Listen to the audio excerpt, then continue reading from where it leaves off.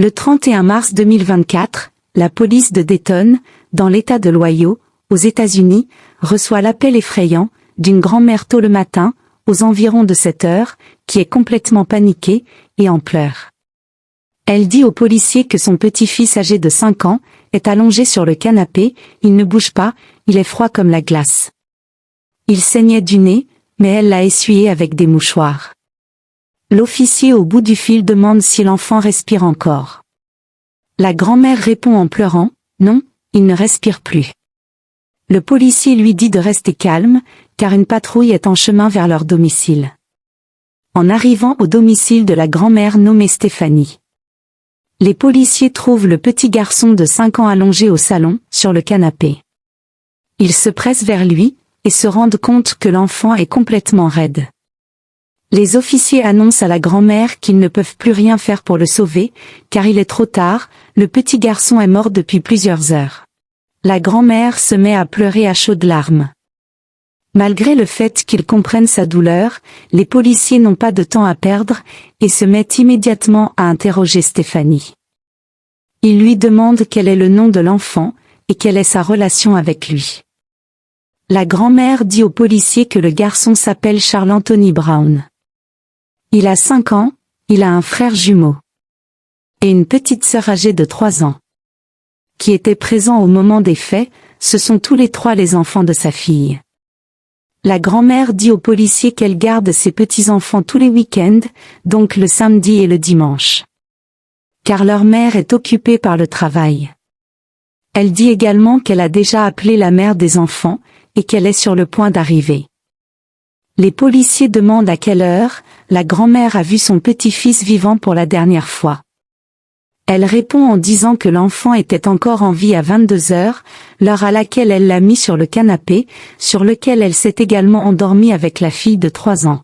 Et ce n'est qu'en se réveillant le matin, qu'elle s'est rendue compte que l'enfant mettait plus de temps à se réveiller que d'habitude.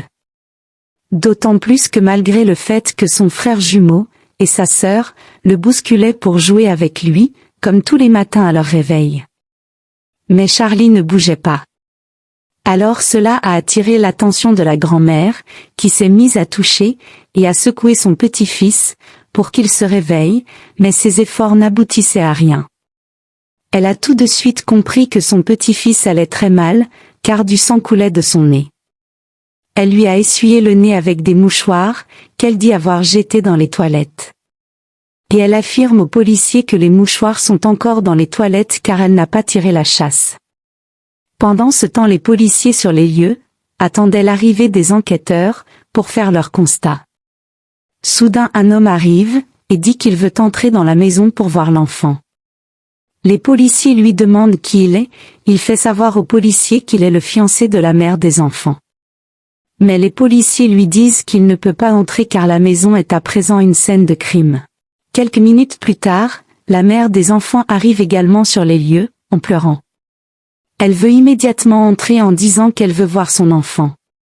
Mais les policiers lui disent qu'elle ne peut pas entrer. La mère crie en pleurant, tout en demandant aux policiers la raison pour laquelle elle ne pouvait pas entrer. Au vu de son insistance, les policiers ont fini par lui dire que son enfant est mort. Elle s'est effondrée, en criant, et en pleurant toutes les larmes de son corps. Les enquêteurs sont à présent sur les lieux du drame. Ils demandent à la grand-mère si elle est d'accord qu'ils fouillent sa maison, à la recherche de preuves quelconques, qui pourraient expliquer les causes du décès tragique de Charlie. Sans trop réfléchir, la grand-mère accepte de signer la décharge qui autorise aux enquêteurs de fouiller son domicile de fond en comble, et de saisir tout ce qui pourrait servir de preuve. Alors ils se sont mis à prendre des photos, de tout ce qui pouvait les faire avancer dans l'enquête. Jusqu'au moment où ils font une découverte choquante.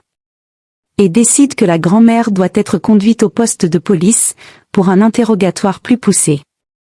Cela juste après que le corps de son petit-fils ait été transporté, sous le regard des voisins, et surtout de la mère qui était complètement abattue.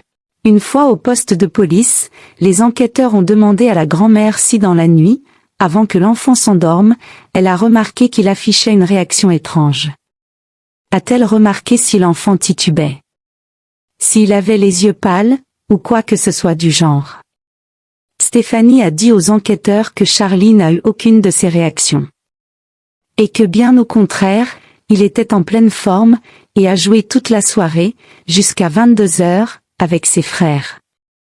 C'est précisément à 22 heures, qu'il a dit à sa grand-mère qu'il avait sommeil, et qu'elle l'a allongé sur le canapé. Les enquêteurs ont ensuite demandé à la grand-mère si elle consomme des substances pour se shooter. Stéphanie a répondu aux enquêteurs en disant que ça lui arrive d'en consommer. Puis les enquêteurs lui ont dit qu'ils ont retrouvé des restes de poudre blanche.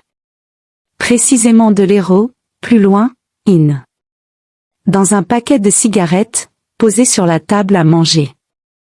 À côté duquel il y avait un verre avec une paille, dans lequel il y avait une boisson de couleur sombre. De la poudre blanche a également été trouvée dans sa chambre, précisément sur sa coiffeuse. Les enquêteurs affirment à la grand-mère qu'ils sont convaincus que l'enfant a sniffé le reste de poudre blanche qu'il y avait sur la table du salon ou dans la chambre. Mais Stéphanie rejette immédiatement les dires des enquêteurs en affirmant que c'était impossible que Charlie sniffe sa poudre blanche, car elle surveillait ses petits-enfants en permanence. Mais les enquêteurs insistent en disant que Charlie est mort, suite à une overdose. La grand-mère réplique en affirmant que la quantité du reste de poudre présent sur la table du salon, ou dans la chambre, était trop petite, pour pouvoir causer une overdose. L'enquêteur lui a dit que l'héros, plus loin, était très forte, comparée aux poudres qu'elle avait l'habitude de consommer en 1990. Et que par conséquent, il suffit juste, de quelques grammes, de cette poudre, pour qu'un enfant de 5 ans, puisse faire une overdose. Les enquêteurs lui demandent à présent de leur donner le nom, et l'adresse de son dealer. La grand-mère leur dit qu'elle ne sait pas grand-chose de son dealer, elle sait juste qu'il s'appelle Greg. Elle ne sait pas où il vit. Les enquêteurs lui demandent alors comment elle fait pour récupérer sa poudre, après avoir passé la commande. Stéphanie fait savoir aux enquêteurs que le dealer et elle, ont l'habitude de se retrouver devant un magasin, pour faire leurs transactions. Mes enquêteurs disent à la grand-mère d'arrêter de mentir, et de dire la vérité, car elle vient de perdre son petit-fils, et que le cas est très grave, car une autopsie était en cours sur l'enfant. Alors si la grand-mère refusait de collaborer en ne disant pas la vérité, elle allait en assumer les conséquences très vite. L'un des enquêteurs lui montre les photos du cadavre de Charlie, en lui disant « Regarde ce qui est arrivé à ton petit-fils par ta faute. Et tu refuses de dire la vérité. » L'enquêteur a ouvert la porte de la pièce en disant à la grand-mère « Maintenant tu nous dis la vérité ou tu sors de cette pièce. » Au même moment, l'enquêteur qui examinait le téléphone portable de la grand-mère est revenu dans la pièce, après avoir découvert des messages dans lesquels Stéphanie conversait avec son vrai dealer. Car le fameux Greg dont elle a parlé, et avec qui elle fait des transactions dans un magasin n'existe pas. C'était une histoire inventée de sa part. L'enquêteur a découvert que la grand-mère a commandé, et s'est faite livrer de la poudre blanche, vendredi matin, juste avant que sa fille ne lui emmène les enfants, vu que ce vendredi était férié, et que leur école était fermée. Après les résultats de l'autopsie de l'enfant, qui confirmaient qu'il est en effet mort, d'une overdose après avoir absorbé de la poudre. Les médecins légistes ont affirmé que Charlie est décédé juste quelques minutes après avoir sniffé la substance. Donc à 23 heures, l'enfant était déjà mort. C'est la raison pour laquelle les policiers ont trouvé son corps en début de décomposition, à leur arrivée le matin. Ce qui revient à dire que la grand-mère et ses 2 autres petits-enfants ont dormi toute la nuit avec le cadavre de Charlie. Face aux preuves médico-légales, la grand-mère a fini par reconnaître son tort. Les enquêteurs lui ont demandé ce qu'elle dirait, si elle le pouvait, à son petit-fils mort par sa faute. La grand-mère a répondu en disant qu'elle dirait à son petit-fils qu'elle est désolée de n'avoir pas été vigilante. La grand-mère a plaidé coupable d'homicide involontaire, et mise en danger de la vie d'autrui. Elle a été condamnée à 6 ans de prison. Elle purge actuellement sa peine dans la célèbre prison de Loyau, et pourra faire appel de sa condamnation en 2026. Elle pourra donc être libérée au bout de 2 ans de prison. Que pensez-vous de ce fait divers? Dites-le nous en commentaire.